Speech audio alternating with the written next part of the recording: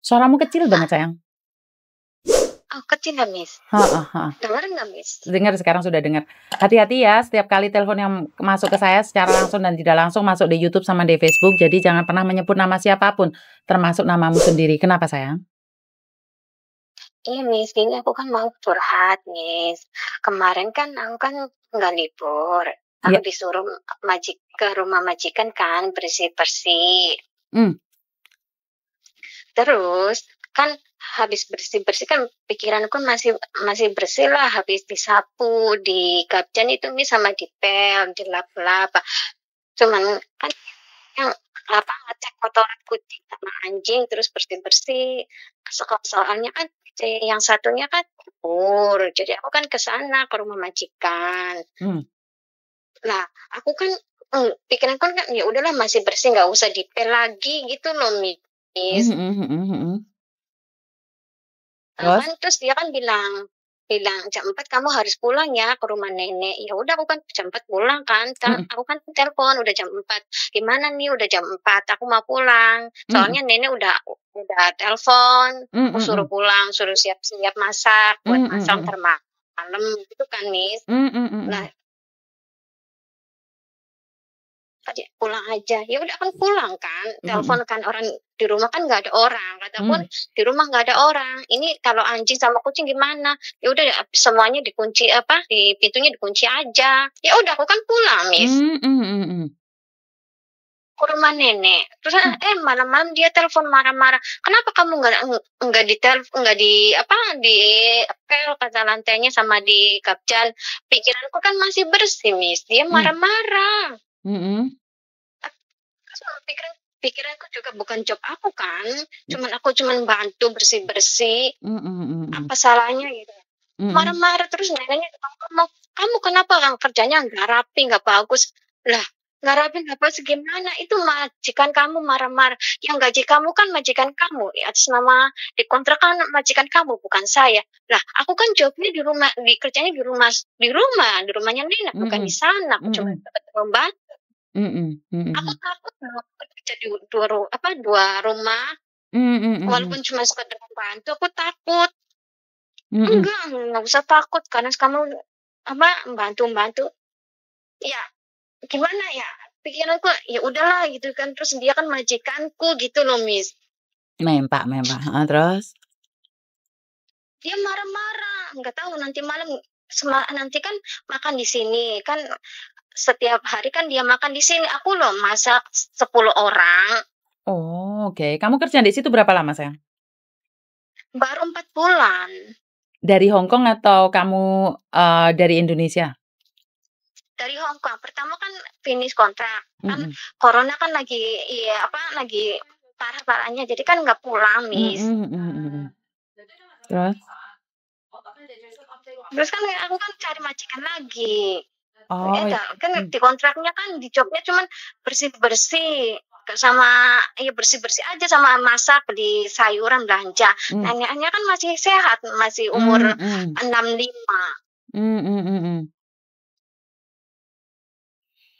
Oke, terus malam ini kamu mungkin disidang lagi gitu? Iya. Ya nggak apa-apa loh, karena kamu dalam kontrak kan tidak boleh kerja 2 rumah.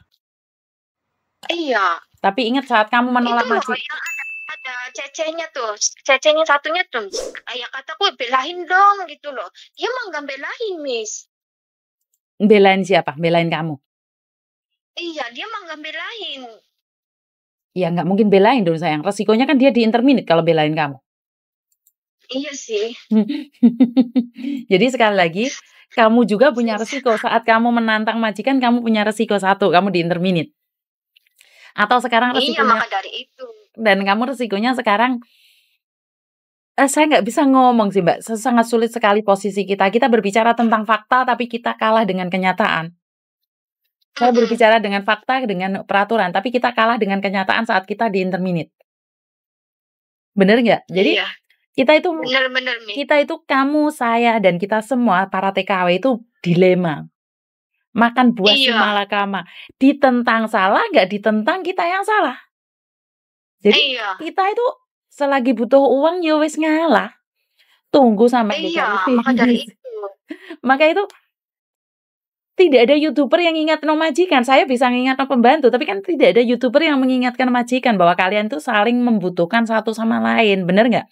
Jadi sulit buat sampean, buat saya untuk memberikan pengertian sama majikan gitu loh. Ya beda kalau majikan pengertian ya, oke, bisa dibicarakan, bisa dikondisikan. Nah, dalam peraturan sudah dinyatakan bahwa tidak boleh kerja dua rumah. Dalam kontrak kerja itu sudah tertulis tidak boleh kerja dua rumah. Di kontrak itu tunjukin ke majikan, Dok. Dalam kontrak kerja itu sudah dinyatakan tidak boleh. Tapi kan yang nantang kan majikan. Iya. Jadi di sini dalam kontrak kerja itu kamu buka, Dok. Kamu buka dan halaman ketiga, pembantu akan bekerja dan bertempat tinggal di kediaman majikan di bla bla bla bla bla bla bla. Terus nomor 4, pembantu hanya menjalankan tugas-tugas rumah tangga seperti yang terdapat pada daftar tugas rumah tangga terlampir. Pembantu tidak akan menjalankan atau tidak akan diharuskan oleh majikan untuk menjalankan segala bentuk pekerjaan lain dari pihak lain. Loh, ini ada di kontrak kerja. C. Majikan dan pembantu dengan ini memahami bahwa klase 4A, B akan bentuk persyaratan untuk tinggal. Jadi kalian itu nggak boleh bekerja di tempat lain. Tunjukin kontrak kerjanya ke majikan. Kalau majikan masih ngengkel. Iya, Miss. Makasih, Miss. Jadi di kontrak kerja itu halaman pertama, Dok, yang di kontrak kerja itu halaman pertama nomor 4. Nomor 3, nomor 4. Suruh majikanmu baca. Tadi tim kaum jolele thayali ko okeng pean laya. Ya, kau bin mai mah. Jadi pastikan dulu alamatmu di mana dulu, Dok. Jadi kamu hanya boleh bekerja di alamat itu. Iya. Paham nggak? Jadi nggak usah engkel-engkelan, tunjukno surat kerjanya itu. Soalnya ingat loh, Dok, kamu resikonya engkel-engkelan mbek majikan, kamu pulang engkling loh. Di interminit loh. Iya nih. Iya. Maka dari itu kan aku sebenarnya saya bisa menenangkan kalian, tapi nggak ada orang yang menenangkan majikan. Kan nggak adil tuh, saya.